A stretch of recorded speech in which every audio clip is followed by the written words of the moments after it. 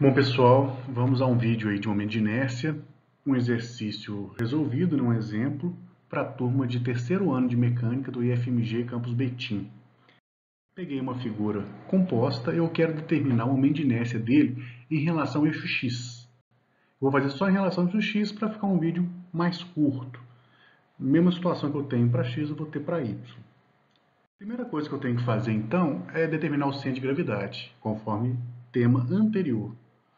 Para isso, eu vou dividir em 3 retângulos. Eu optei por essa divisão, você poderia optar por outra divisão, uma divisão que eu considerei boa. Falar aqui que o retângulo A tem 10 milímetros por 70, né? Aqui eu tenho um desenho sem unidade, um desenho mecânico sem unidade, está automaticamente em milímetros. A distância, né? O XA é a distância do centro de gravidade da figura A até a origem. E o YA é o afastamento vertical, né? 35 a metade aqui de 70. Como eu dividi dessa maneira, meu retângulo B ficou com 80 por 10. O centro dessa figura aqui, em X, seria 40, metade de 80. Só que eu não posso esquecer que eu tenho 10 milímetros para chegar até a origem do meu plano cartesiano. Então, o XB vai valer 50, né? 40 mais 10, e o YB vai valer 5. A figura C, 10 e 30, mesma ideia. Aqui eu teria 5 milímetros o afastamento em X, mas eu vou somar com 90 para chegar até a origem. Então, meu XC vale 95 e o YC vale 15, né? Metade aqui de 30. Ciente desses dados, eu vou preencher o quadro, como a gente já fez lá em exercícios anteriores de centro de gravidade. Vamos lembrar que o x barra é o somatório de x vezes A, né? Ou seja, é esse valor aqui, dividido pelo somatório de área, esse valor aqui.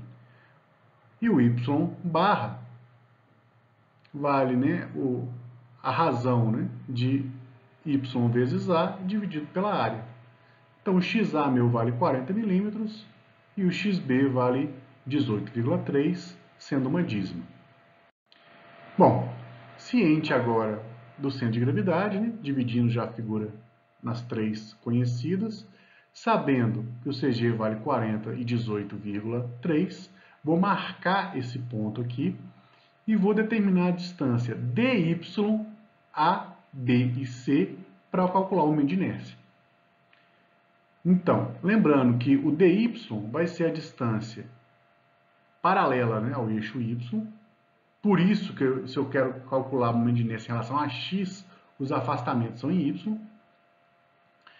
Do centro de gravidade da figura A até o centro de gravidade da peça como um todo. Ou seja, eu vou chamar de dya a distância, né, do centro de gravidade da peça A até o centro de gravidade da peça composta. Quanto que ele vai valer? Vai valer YA, né, a distância YA, menos Y barra. Né? Essa distanciazinha é exatamente essa diferença. Em a peça B, no caso, né, aqui muda de figura. Por quê? Né? Quanto que vai valer DYB? Vai valer o Y barra menos o YB.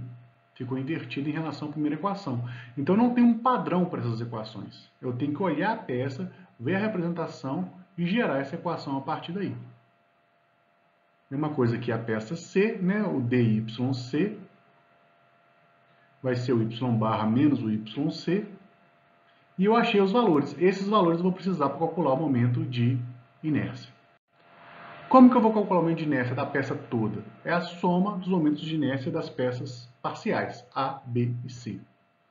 Vamos lembrar da equação de Steiner, que vai me dizer que o momento de inércia de qualquer peça em relação à sua origem, né, a origem do meu plano de referência, vai ser o momento de inércia em relação ao centro de gravidade, mais a área vezes a distância ao quadrado. Se o momento de inércia é em x, a distância é y. Se o momento de inércia é y, a distância é x. Então, para a peça A, eu vou ter, né, que o momento de inércia do retângulo em relação ao centro de gravidade é BH3 sobre 12, isso está naquele formulário nosso, né, anterior. A área base vezes a altura e a distância DYA. Substitui os valores aqui, achei o IXA. Vou fazer o mesmo cálculo para a peça B, a equação é a mesma, vão mudar, né, as dimensões, que a peça mudou, e vai mudar também o DY. Finalmente, fazer da peça C, a mesma ideia, né, DYC. Esses valores eu coloquei na calculadora, então fui levando a dízima, tá? Se você fizer com arredondamento, pode dar uma pequena diferença aí. Achei o valor de IXC, vou fazer a soma das três e vou achar o resultado em milímetro elevado à quarta. Quem olhar o Sarkis, quem estudar pelo Sarkis, vai ver que ele faz em centímetro à quarta.